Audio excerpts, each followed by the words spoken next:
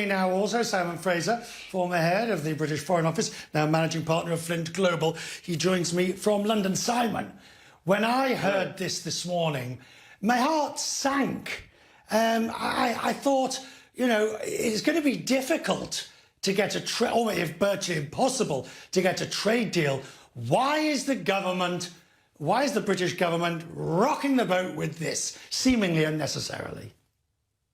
Well, I mean, it's serious, but frankly, I don't think we should be too surprised by it. If you look at where we are in this negotiation now, the next round of talks is due to start tomorrow. Time is really short, as Nick has said, if we're going to get a deal, and there hasn't been much progress over the summer. So what often happens in negotiations like this is that people have a sort of controlled explosion to get things moving, and I think that's what we're seeing. It's a time for muscle flexing and chest beating before we go into the final round of negotiations. So I'm not surprised by that. And secondly, very quickly, these issues around Northern Ireland were frankly sort of unexploded bombs that lay there as a result of the withdrawal agreement, because clearly there are differences of interpretation between the UK and the EU about some of these issues relating to the status of Northern Ireland. And I think the British government probably wanted to get those on the table at this point so that they can be addressed. So some of it's negotiating tactics, but it's still serious. The Prime Minister, the British Prime Minister, has said if a deal's not ready by October, well, it's highly unlikely that there'll be a full-scale trade deal. But does anybody genuinely believe that there could be a full-scale trade deal? At best, it'll be a standstill. Well, I mean, first of all, if there isn't an agreement by October, I think it will be very difficult to get any sort of deal, because it's got to be ratified and implemented before before the deadline at the end of December. So that's right. But I agree with you in any case at this stage. There's no possibility, and indeed there's no ambition to have a very, a big trade deal. It's a pretty basic deal that is now available, which will cover mainly trade in goods, not trade in services, for example. And therefore, it's a fairly limited ambition. Having said that, it's still better to have a deal, in my view, than not to have a deal with all the acrimony and the chaos, the short-term chaos that would ensue in that situation.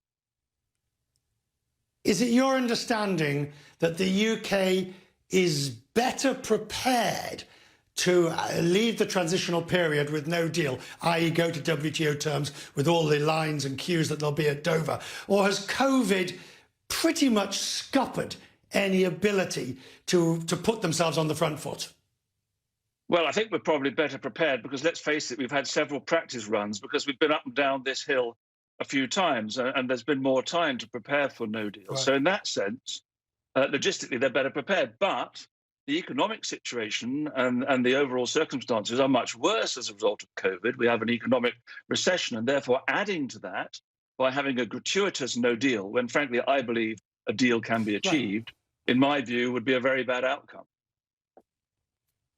Simon, I'm going on a punt here. You can plead the fifth if necessary.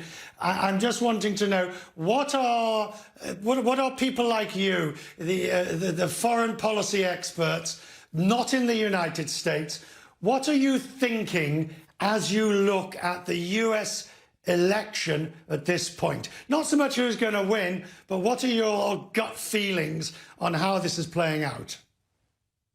Well, I mean, at the moment, it seems like the gap is closing, and there are some really big issues clearly within American society that are coming to the fore.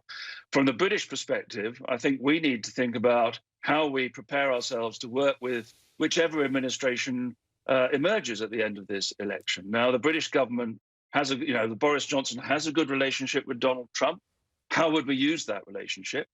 I'm not sure that this British government would have quite such a close relationship with the Biden administration, even if, in my personal view, a Biden victory would be a preferable outcome in terms of British and broader Western interest.